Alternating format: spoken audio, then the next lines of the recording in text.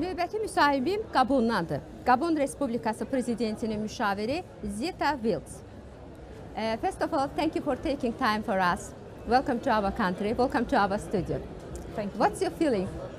So far our feeling is pretty much positive. So first of all, I'd like to thank the government of Azerbaijan because my vice president was here for the last 2 days on behalf of our president, His Excellency Brice-Clotaire-Oligui Nguema, who unfortunately couldn't come, and because we're having a referendum in Gabon. So we met with your president yesterday, and we sent him our gratitude for having included us in this process, and also for to ensure that our bilateral engagement continue and that we have stronger bilateral engagement with Azerbaijan. So far, COP29 is actually going very well. The hospitality has been good, but as you know, we have a pressing issues, which is finance. So we need to ensure that we find a conclusion at this COP. And Your Excellency obviously has shown his support and told us that we can count on him to ensure that the political side goes well.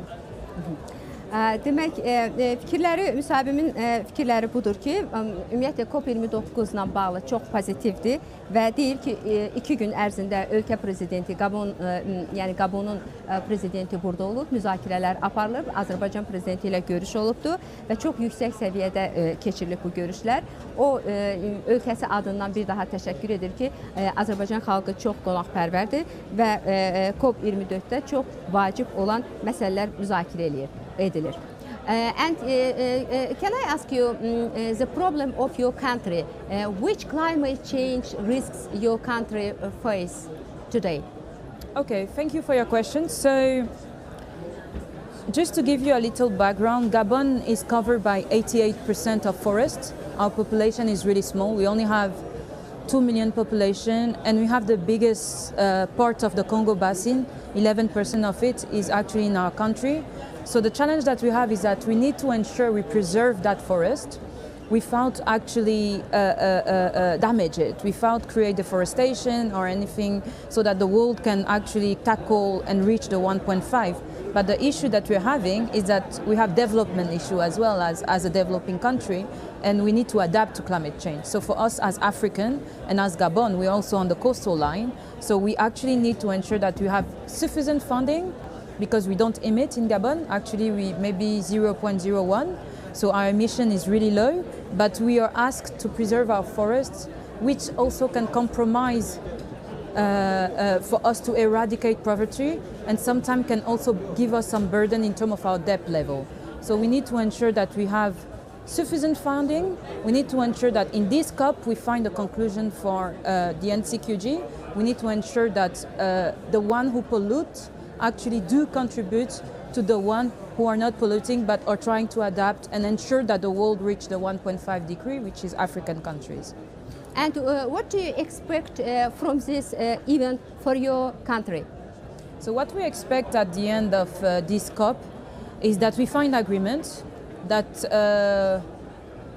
despite the geopolitical issue that we are all facing, that at the end of this COP we found an agreement on the number, on the quantum. So for us as African country, we are on a limit of 1.3 trillion that we need to agree, but also we need to ensure that the one who are polluting or the one who contribute, and that we do not actually have more loan but rather grant. So we need to ensure that this finance is real, is tangible, is predictable, and it's something that we can actually see in our country, not something that is being just a pledge, but something that is actually ensuring that we accelerate action. What we need is more action. True, we need ambition, but the action is lacking. So we need to ensure that we can see the progress of this finance, and we can see that we have direct access to the finance. We can see that our country is actually taken into consideration, because at the same time they ask, we have fossil fuel that we need to phase out. We need to ensure we don't have stranded assets. We need to ensure we can develop. We have school, hospital for our people, because our president, His Excellency Brice-Clotaire-Oligui, his vision is really to ensure that climate change is in line with development process. So it's not just about finding innovative finance, it's actually to ensure that we have energy access, to ensure we have hospital, to ensure we have road, to ensure that our people understand why we need to preserve our forests, and that they also have a good life, a decent life, like in Europe, like in everywhere else. Okay, thank you so much.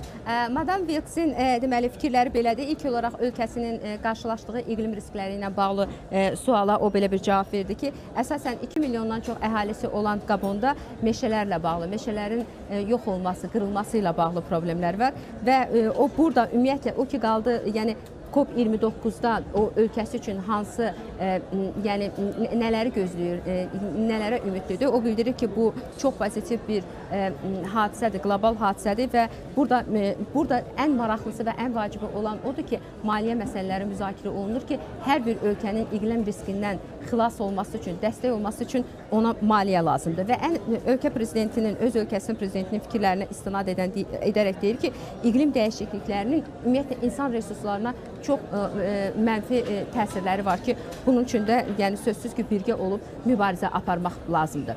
And how do you estimate Azerbaijan's initiatives? I mean that, as you know, Azerbaijan proposed 14 proposals about climate change.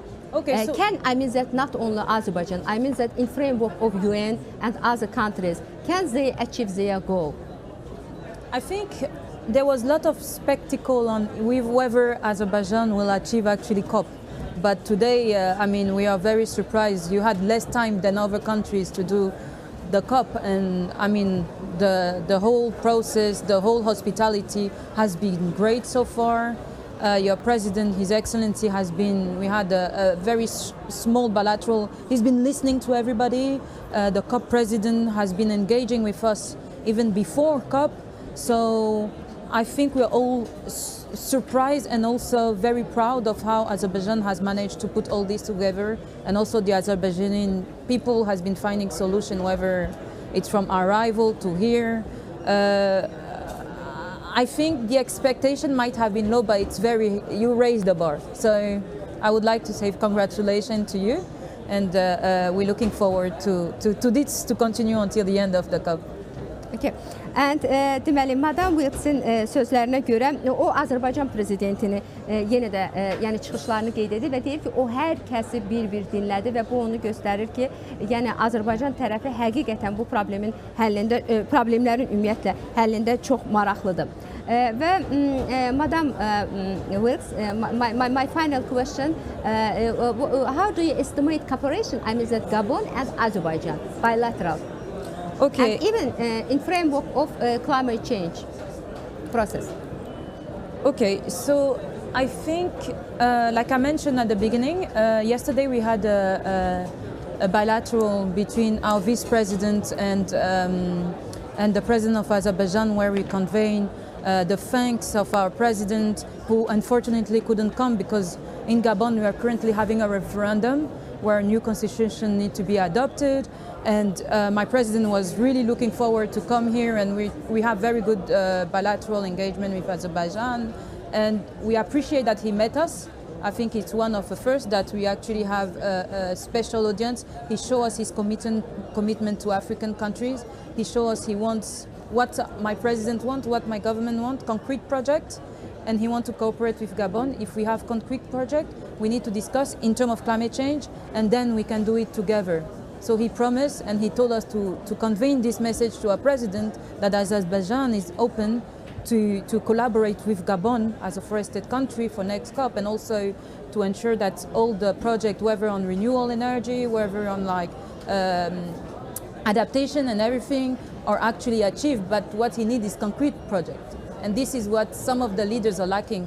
And our leader, what we need in Africa is concrete projects. So that's why we were very happy that he mentioned that. And also on a more bilateral process, your president encouraged us to bring a delegation, an economic delegation after the presidential, after we have done the referendum. So there's going to be, because we have a transition government, so after this period we're going to send a delegation in Azerbaijan, economic delegation, to ensure that we reinforce our collaboration, because It was something that he said it's on his priority of his agenda, and for us as well, and also to ensure our diplomatic cooperation get more closer.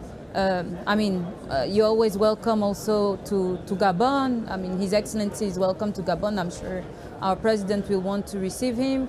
And I think the next step for us will be to see, he has received us at a high level, now he wants to receive us on an economical level. So the delegation with economic people to have a concrete project on paper, and also for climate change, because as you know, we are also a fossil fuel country, even though we have all these forests, and we also have issues of adaptation. So we need to find ways together how best we can have a vision and how best we can collaborate in the climate change aspect. Who wants to fight against climate change here? But what do you think? Who doesn't want to solve the climate change problems? It's a general question. But we know that now we save human. We save our nature. I think everybody wants to fight against climate change, and I think the responsibility can be given to everybody. It's not just one side, but eventually there's historical engagement where some countries have excessively abuse of our environment, and now us developing country, we have like excessive debt burden, we have excessive development lack. So I think we all need to fight climate change together, but we need to give the responsibility to the person who have emitted more.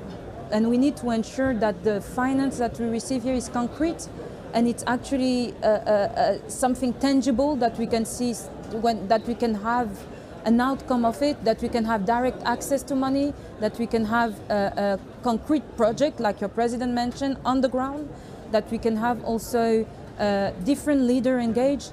I think it's just like in the COVID situation, the urgency needs to be made.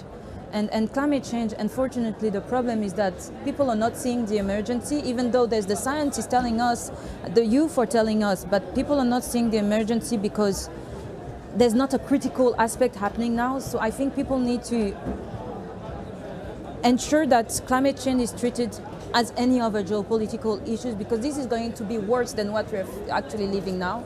It's going to be worse than what we lived with COVID. It's going to be worse than what is happening over the world. But also, there is money. Yeah. The money needs to be put on the right way. Yes, right. Okay, I'll translate it a little bit. Xanım Wilkes'in fikirləri ikitərəfli münasibətlərlə bağlı suala cavabda deyir ki, Azərbaycanla Qabon arasında münasibətlər inkişaf edir və növbəti addımlarda sözsüz ki, qarşılıqlı səfərlərin olacağı gözlənilir və iqlim dəyişikliyi çərçivəsində də əməkdaşlıq gözlənilir. Eyni zamanda o bildirir ki, hər kəsin məsuliyyəti olmalıdır. Söhbət planetin xilasından gedir və məlumdur ki, mənim ona verdiyim sualda ki, kim ki iqlim dəyişikliyinə qarşı mübarizə aparır buradadır. Bəs kimlər iqlim dəyişikliyini həllini istəmir?